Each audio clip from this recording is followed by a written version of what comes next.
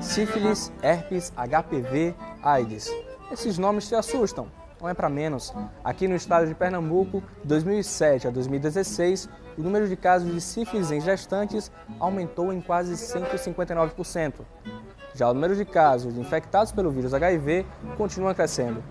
Em 2016, foram mais de 2.200 novas notificações, segundo dados divulgados pela Secretaria Estadual de Saúde. Já em Petrolina, os números também são expressivos. De 2015 a setembro de 2017, foram 360 novos diagnósticos positivos para a sífilis, enquanto que no mesmo período, 332 pessoas foram infectadas pelo vírus HIV.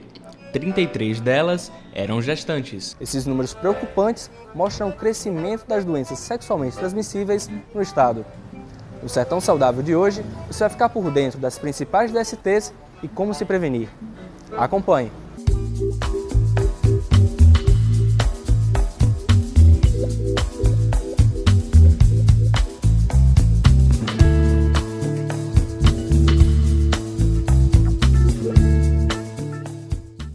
Quais são as principais formas de transmissão da DST? As principais formas de transmissão são associadas às relações sexuais. A troca de fluidos corporais através das relações sexuais e do contato sexual propriamente dito. Seja ele um contato através do sexo oral, do sexo vaginal ou através do sexo anal também.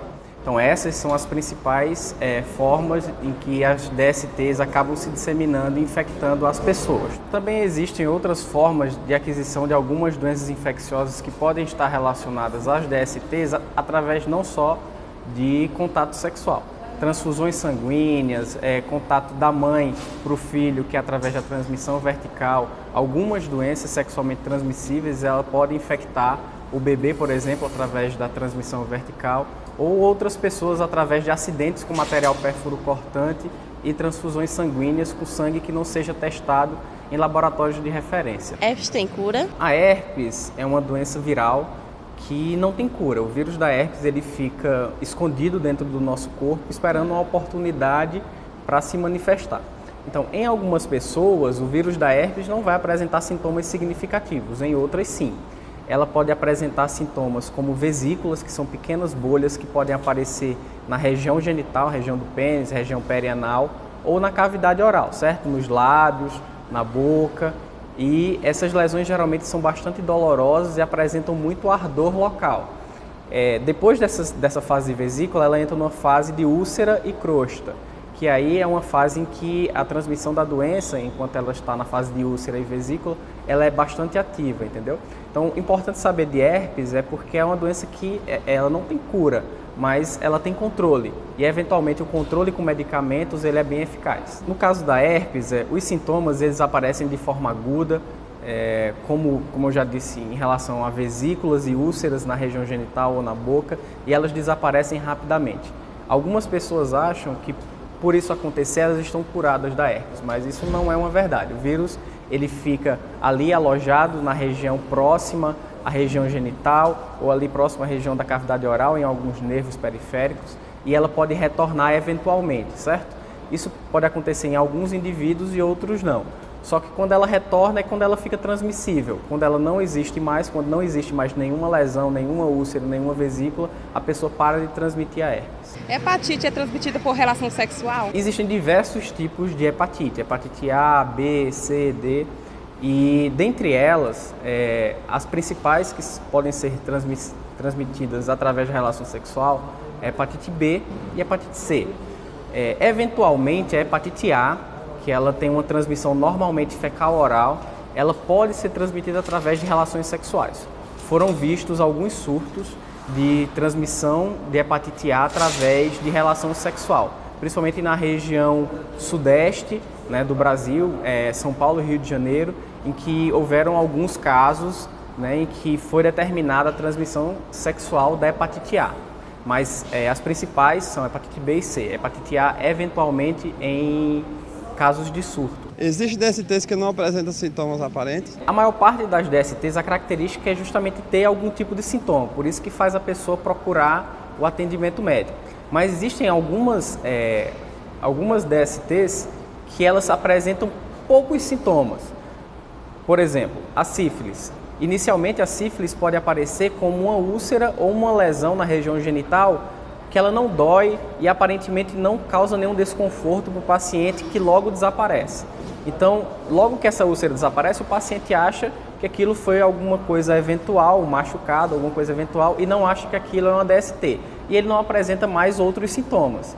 Então, é o que faz dificultar o diagnóstico da sífilis, por exemplo, é justamente essa falta de sintomas aparentes, né, pelo menos no início da infecção, que faz a gente ter um diagnóstico mais preciso. Mas, assim, a maior parte das DSTs, elas geralmente apresentam alguns sintomas específicos que fazem os pacientes procurar o serviço médico. O que é HPV? O HPV é o papiloma vírus humano, é um vírus que pode causar principalmente câncer de colo de útero nas mulheres. É uma infecção que pode apresentar de forma local como verrugas ou placas esbranquiçadas ou acinzentadas na pele.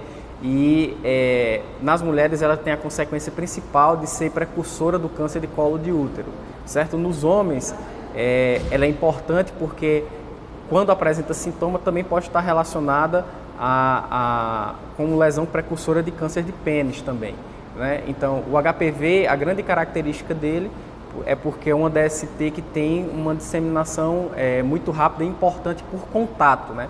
Então não mais por secreções, né, vaginais ou penianas, como a gente vê na maior parte das DSTs, e mais por contato. Então, quando a pessoa tem uma lesão de HPV, uma úlcera ou uma lesão vegetante em que ela fica em contato com outro parceiro, um contato pele a pele, aquela lesão pode passar para outra pessoa. As lesões de HPV, elas são lesões caracteristicamente verrucosas, sejam elas verrugas planas ou verrugas com lesão que a gente chama de vegetativa, que é uma lesão que ele faz uma protrusão, certo? Então, o contato com essas lesões ou com sangue próximo a essas lesões é que pode fazer a disseminação do HPV. Quais os cuidados que a gestante deve ter na prevenção das DST? No caso das gestantes que apresentam algum tipo de DST, no próprio pré-natal, já é recomendado que essas infecções sejam rastreadas.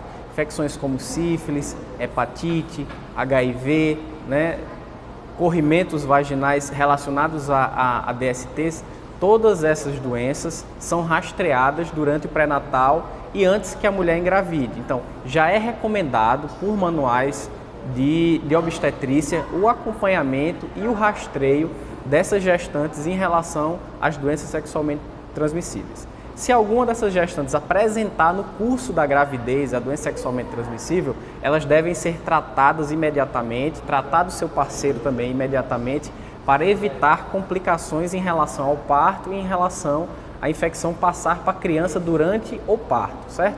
Então, os cuidados que tem que ter são os cuidados de pré-natal em relação ao rastreio e, se identificada alguma doença sexualmente transmissível nesse meio tempo, tem que ser tratada imediatamente. Corrimento vaginal é sempre sinal de alguma DST? Corrimento vaginal nem sempre está associado a DST, mas muitas vezes está associado a DST. Então, o acompanhamento ginecológico para identificação através de exames, se aquele corrimento vaginal ele corresponde basicamente a uma vaginose bacteriana, que não é uma DST, ou infecção por clamídia, por exemplo, isso geralmente faz diferença nos exames ginecológicos periódicos da mulher. O que a gente tem que deixar como recado é que se qualquer mulher apresentar corrimento vaginal, seja esbranquiçado, amarelado, com odor fétido, que ele procure o ginecologista ou um acompanhamento na sua unidade básica de saúde para que possa ser diagnosticada o mais rápido possível e ser tratada. Existe diferença entre HIV e AIDS? Quais sintomas? Então, a AIDS, propriamente dito, já é a síndrome da imunodeficiência adquirida. Então, pressupõe-se que o paciente já tem uma imunossupressão importante, que ele já tenha sintomas relacionados à infecção pelo HIV. Lembrando que o HIV é uma infecção em que existe um período de latência muito grande entre os sintomas, que pode durar de 2 a 10 anos. Então, nesse período, o paciente é portador do vírus HIV, mas ele eventualmente não apresenta nenhum sintoma relacionado a doenças oportunistas da AIDS, né? Ou a imunossupressão mais grave, mais avançada, quando a imunidade do paciente está muito baixa, tá certo? No início da infecção pelo HIV, lá no início, quando ele pega o vírus HIV, quando ele se infecta pelo vírus HIV, poucos dias depois ele pode evoluir com uma coisa que a gente chama de síndrome retroviral, que na verdade nada mais é do que um quadro bem inespecífico de febre, mialgia, que é dor muscular, né? Um pouco de astenia, que é um pouco de fraqueza, associado a manchas na pele e gânglios que podem aparecer na região do pescoço e na axila. Mas esses sintomas passam rapidamente, então a pessoa nunca acha que aqueles sintomas são relacionados ao HIV. Acham que está relacionado a algum tipo de virose, algum tipo de resfriado. Então, depois desses sintomas, o HIV geralmente se mantém de forma latente por um tempo, que geralmente, em média, dura de 2 a 10 anos. E aí, nesse tempo, o paciente vira transmissor do HIV e ele não apresenta tantos sintomas relacionados à doença. No próximo bloco, acompanhe as orientações do infectologista Samuel Ricarte sobre os métodos de prevenção e onde buscar tratamento para as DSTs em Petrolina. Não saia daí, o Sertão Saudável volta já.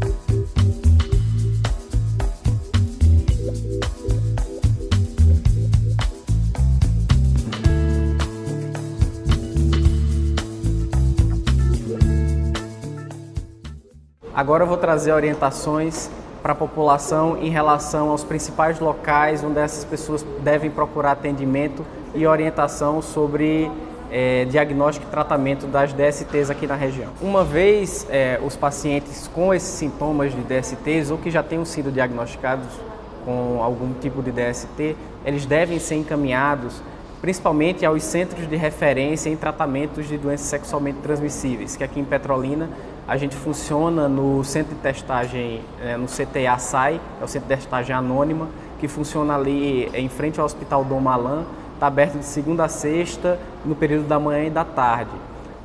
Esses centros eles são importantes porque eles têm o diagnóstico rápido de algumas doenças sexualmente transmissíveis, como testes rápidos para HIV, para sífilis, hepatite B e C, e eles também são centros em que você vai ter acompanhamento médico e tratamento para as doenças sexualmente transmissíveis que forem identificadas, tá certo? É importante salientar que os postos de saúde, as unidades básicas de saúde, como os centros de emergência também presentes no hospital, eles têm uma capacitação adequada para realizar também esse primeiro atendimento. Então, que a população ela possa identificar esses sintomas de uma forma mais rápida e procurar esses centros de saúde para que ele seja diagnosticado o mais rapidamente em relação às principais doenças sexualmente transmissíveis e que inicie o tratamento de forma mais eficaz e o mais rápido possível. Então, geralmente esses pacientes são encaminhados para nós, no Centro de Testagem Anônima, no SAI, e também são encaminhados para outros locais de atenção básica de saúde que são referências para esse tipo de tratamento. Os principais exames para diagnóstico de DST são, de forma rápida, são os próprios testes rápidos, que são exames imunológicos que estão disponíveis nos centros de urgência que atendem os pacientes com DSTs, e são testes que identificam anticorpos que são sensíveis às doenças que forem pesquisadas, no caso, principalmente sífilis, HIV, hepatite B e hepatite C, que são as principais pesquisadas nesses testes rápidos.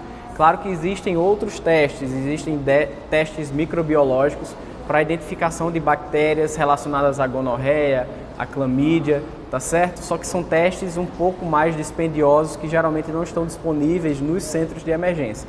Então, os centros de emergência eles dispõem basicamente de testes rápidos, que são testes imunológicos muito bons e bastante sensíveis para diagnosticar de forma eficaz, de forma rápida, essas DSTs para que elas possam ser tratadas o mais rápido possível. Os principais métodos de prevenção em relação às doenças sexualmente transmissíveis, hoje, eles se baseiam em algumas estratégias que são abordadas pelo Sistema Único de Saúde, principalmente. Então, sabe-se que o principal, e ainda é o principal método de prevenção em relação às doenças sexualmente transmissíveis é o uso do preservativo, seja ele o preservativo masculino ou feminino.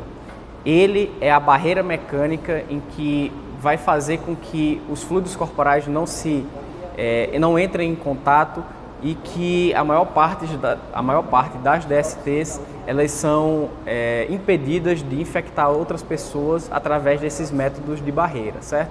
Então a camisinha, tanto masculina como feminina, continua sendo o principal método, né, de prevenção em relação às DSTs. Mas existem outros.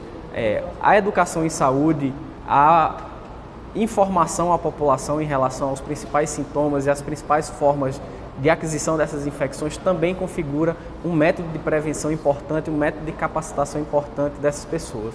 Uma outra coisa que o Ministério da Saúde também colocou como uma estratégia importante é a profilaxia pós-exposição sexual. O que é a profilaxia pós-exposição sexual? São medicamentos que são dados às pessoas que tiveram algum tipo de exposição sexual sem preservativo ou que tiveram algum acidente durante uma exposição sexual. Então, essas medicações elas têm que ser tomadas no máximo até 72 horas após o contato sexual e basicamente essas medicações são compostas de medicamentos que estão inseridos no coquetel ou nas medicações do tratamento do HIV e servem para diminuir de forma importante o risco dessas pessoas adquirirem HIV por conta de exposições sexuais sem preservativo. Lembrando que a profilaxia pós-exposição ela é feita com os mesmos medicamentos que são usados para os pacientes que já têm HIV, que já estão em tratamento no Sistema Único de Saúde. Só que esse tratamento, como é um tratamento preventivo, o paciente que tem aquela exposição sexual e está elegível para tomar a profilaxia pós-exposição sexual, ele vai fazer uso dessa medicação por um período de 28 dias. Quer dizer, nesse período de 28 dias é que ele torna o medicamento mais eficaz na prevenção da infecção pelo HIV. Ao contrário dos pacientes que já têm o diagnóstico de HIV, que vão fazer uso dessa medicação de uso contínuo, né, pelo resto da vida. Em relação à hepatite, lembrar que a hepatite B é uma doença que tem prevenção através de vacina. Então a vacinação da população para a hepatite B faz com que essa população ela seja imune à hepatite B. Então, outra forma de prevenção para uma doença que pode ser sexualmente transmissível em relação à hepatite B é a vacinação da população.